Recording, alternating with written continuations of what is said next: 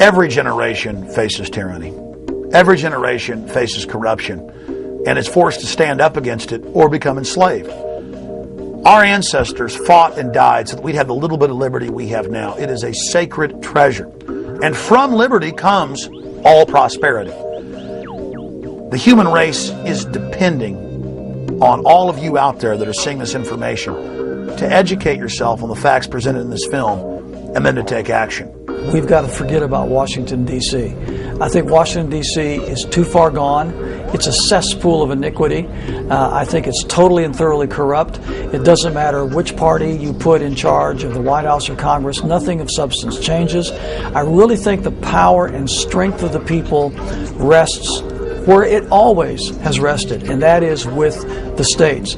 So we need to start putting some teeth into our state laws, and we need to be electing sheriffs that are going to protect us from federal agents when they initially don't understand this because their civics lessons weren't very good in school. The 10th Amendment very clearly says any authority not granted to the federal government by the Constitution belongs to we the people and the sovereign states that make up this union. The states had all the power. They gave some few powers that are listed in the Constitution to the federal government and kept all the rest for themselves. Well, my first guest works for the people of Oklahoma, and he's trying to do right by them. But he believes it's kind of hard to do that when the federal government keeps butting into the state's business. And now he's working to pass a bill in the state of Oklahoma that would declare state sovereignty from the federal government. Well, the resolution is saying that the Constitution is the supreme law of the land and that it specifically delegates certain powers to the federal government, and all other powers are reserved to the people and the states, and that the federal government has increasingly moved out of that framework over the last several decades, and that they need to get back into that proper role. A number of states already have them. Many more are considering similar resolutions as a bulwark, proponents say, against the federal government handing down laws that they see as unfunded or unconstitutional. Ongoing pattern of overstepping its constitutional authority. Dozens of states are now considering resolutions asserting their sovereignty under the 10th Amendment of the Constitution, pushing back against Washington's intrusion into everything from land use to gun control. And there's really somewhat of an uprising in the states across the country is this federal law called the Real ID Act. Texas appears ready to declare its sovereignty again. A resolution doing just that has the unabashed endorsement of the state's governor. I believe the federal government has become oppressive. I believe it's become oppressive in its size, its intrusion in the lives of its citizens, and its interference with the affairs of our state. The bill, H.C.R. 50, is currently in Texas's House. It reasserts the constitutional guarantee of the 10th Amendment. We need to focus on our state government. We need to focus on our state legislators, the governor's mansion, the state Supreme Court, the sheriffs at the state and local level. All these agencies need to be the focus of freedom-loving people. And if you do treasure the notion that your rights are unalienable, meaning imbued in you by our Creator, and you want to defend the American circumstance, the only way we can effectively battle the Agenda 21 protocol is to do it locally. We have the checks and balances in the states to be able to maintain the freedom of our people. You get involved in your local area. I mean, that's where you can affect the most change. I don't know why we have FEMA. I don't see anything about a FEMA in our Constitution. I think it should be eliminated. We're fighting tyranny. We're standing up for liberty. We're the good guys. We have the moral high ground on our side. All you have to do is get started. Take that first step, and then you'll find that you get this momentum, and you can't stop it. We are the government. Do whatever you can to get involved and get to know what is happening in your state. Are they watching people in your state and sending information up to FBI and Homeland Security? Are you going to be profiled in a report issued by your state?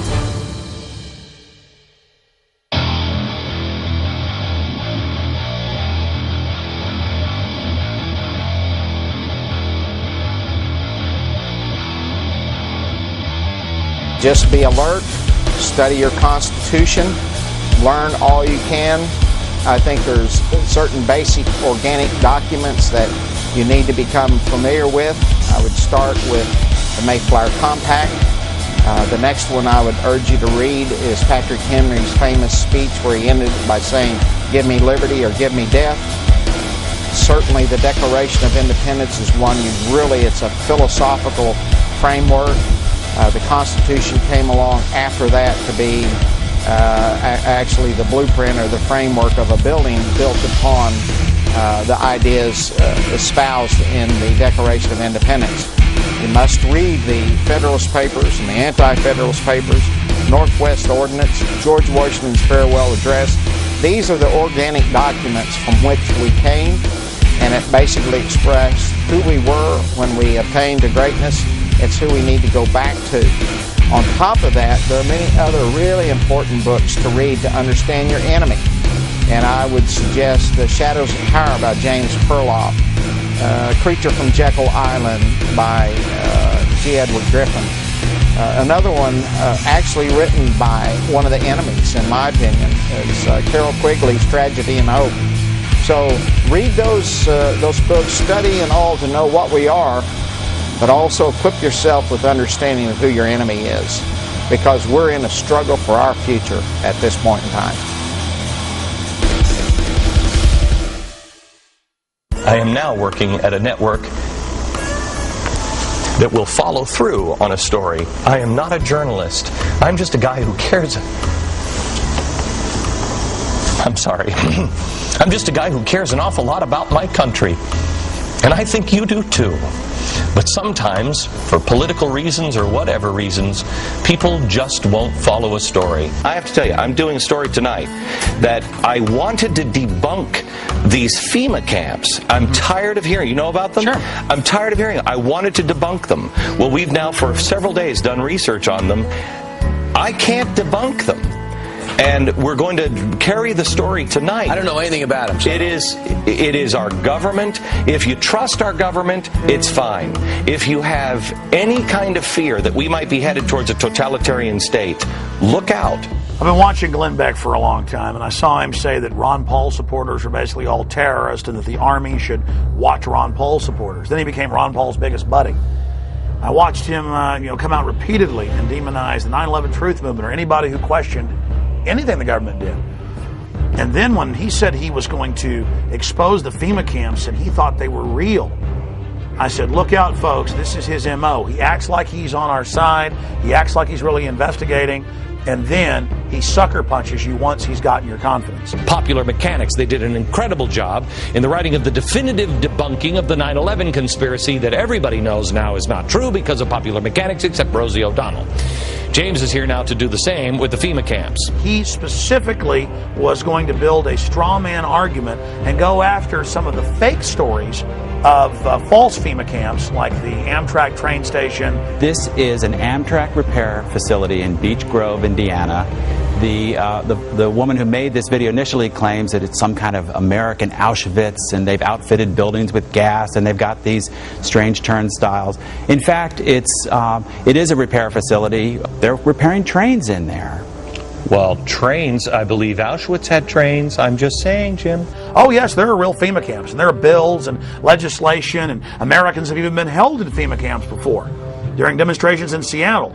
But he didn't choose to go into any of that, even though we mailed him packets of that material. One of those buildings has been knocked down. This video actually dates from about 1995. So the turnstiles are there they were there. They're not there anymore? Right. The turnstiles were just ordinary subway turnstiles that would be familiar to anyone who's ridden the subways in New York. He went to the disinfo on the internet knowing he could discredit a straw man. And that's what's so despicable about Glenn Beck, is that his propaganda is so shoddy that it's just amazingly predictable. By the way, if you want to get all of the information and more on the FEMA camps, debunk information that we couldn't get into this segment, help silence the annoying conspiracy freak in your life. There is enough out there. We don't need to make stuff up. Glenn Beck knows he's a liar.